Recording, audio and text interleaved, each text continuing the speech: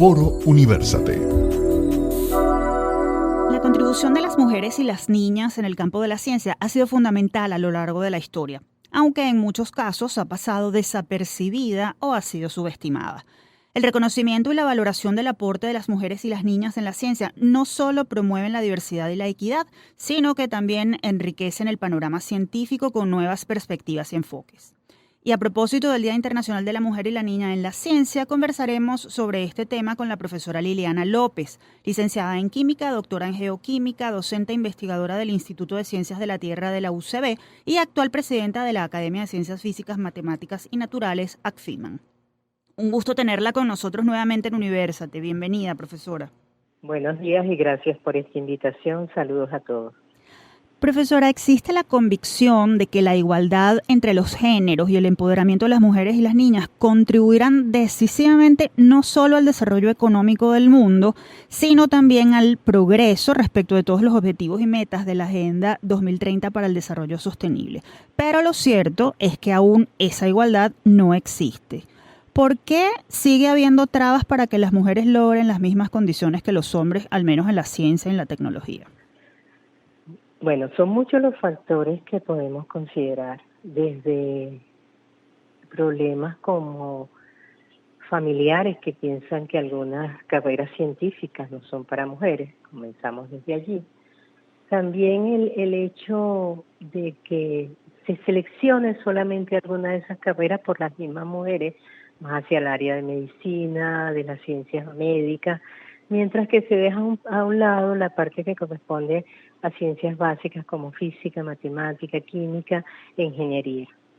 No siendo este el caso en Venezuela, donde hay una gran cantidad de mujeres que estudian esas áreas de ciencia y de ingeniería, pero en otros países sí hay deficiencias en esas áreas. Ahora, ¿cómo afecta al desarrollo de la ciencia y de la tecnología esa desproporción existente en la participación de científicos hombres y científicas mujeres? Fíjate, no lo podemos ver como un efecto sobre la ciencia, pero sí lo podemos ver como un efecto sobre el progreso y sobre el progreso y desarrollo de un país, porque mientras un país tenga hombres y mujeres mejores preparados en cualquier área, no solamente en el área de la ciencia, sino en otras áreas, va a ser un país con más posibilidades de desarrollarse. Bien, no es un problema que si hay menos mujeres o más hombres se va a desarrollar más o menos la ciencia, porque si vamos y nos colocamos en tiempo, prácticamente el avance de las mujeres en las áreas científicas comienza a mediados del siglo XX y ya teníamos una cantidad de progreso. El asunto es socioeconómico, ¿ok?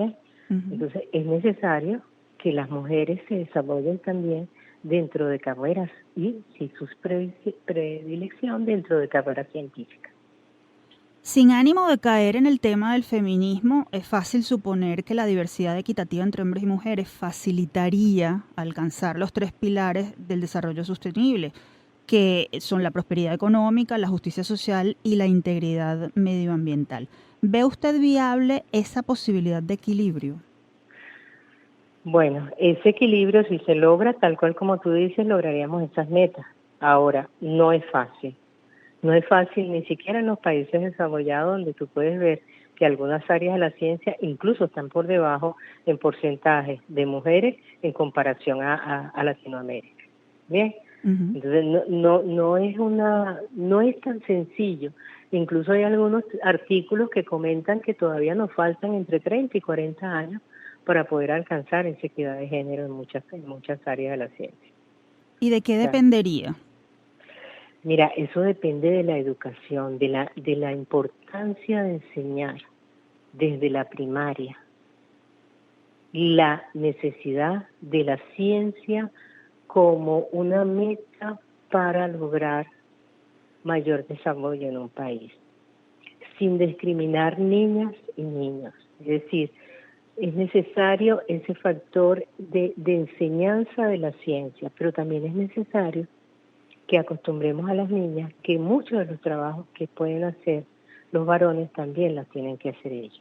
Y el factor social, porque sabemos que siempre las niñas y las mujeres seremos más susceptibles a los problemas que haya socioeconómicos de un país y siempre será menor, por lo tanto, en esos casos, las niñas que puedan desarrollar sus estudios.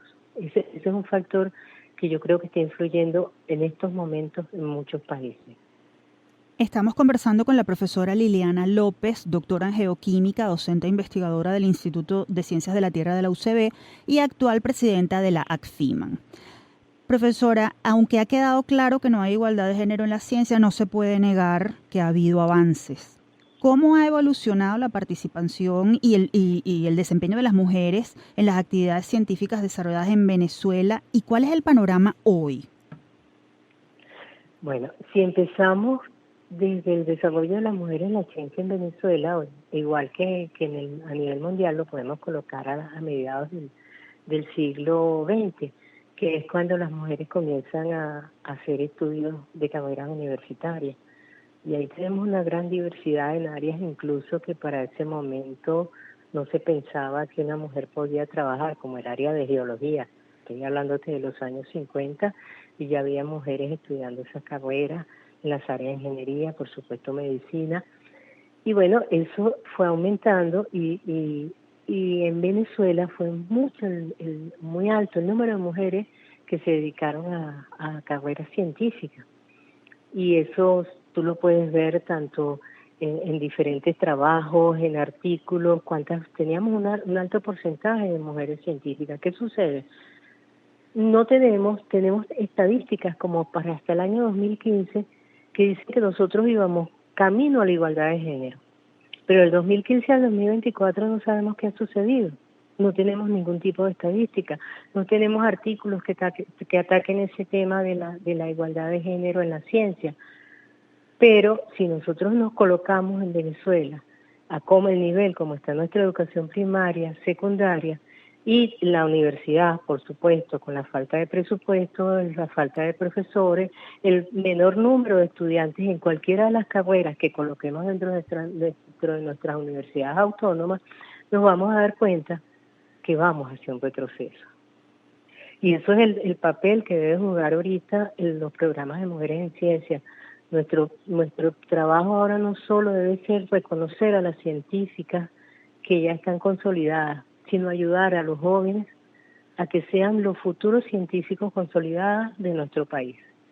Precisamente, profesora, ¿cómo motivar a las jóvenes a que estudien carreras científicas y a las que ya lo están haciendo a que se dediquen a la investigación? Fíjate, tú me hablas de la palabra motivar, ¿ok? Yo puedo motivar, puedo darte conferencias, puedo enseñarte el trabajo de importante de la ciencia, pero si tú en un país no tienes una situación socioeconómica, ¿ok? Y tienes la posibilidad de ser un investigador o un docente investigador de nuestra universidad con unos buenos salarios, con un lugar grato de trabajo, por más que tú motives, solamente el hecho que los va a motivar es el que ellos tengan dentro.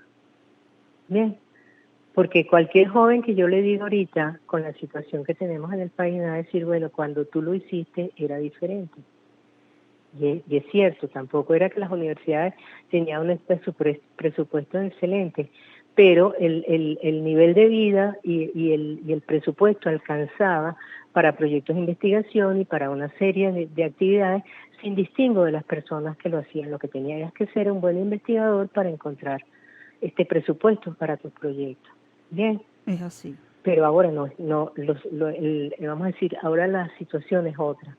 O sea, no todas las universidades pueden tener presupuesto.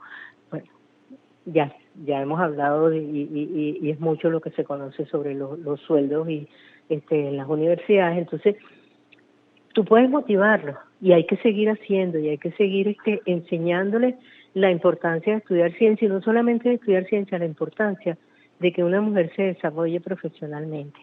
Bien. Es así. Porque es ahorita, digamos, lo más importante para nuestra sociedad. O sea, no podemos volver a antes de los años 50, donde las mujeres nada más estaban para estar en sus casas. Nosotros tenemos que lograr que nuestras jóvenes vean la importancia y la belleza de tener una carrera, sea técnica, sea universitaria, sea de estudios de cuarto nivel, a donde ellas decidan llegar, pero que vean esa importancia. Profesora López, como siempre, agradecemos sus valiosos comentarios sobre este tema tan importante y le deseamos lo mejor en su gestión como presidenta de la ACFIMAN. Muchísimas gracias y bueno, por aquí estoy a la orden para usted.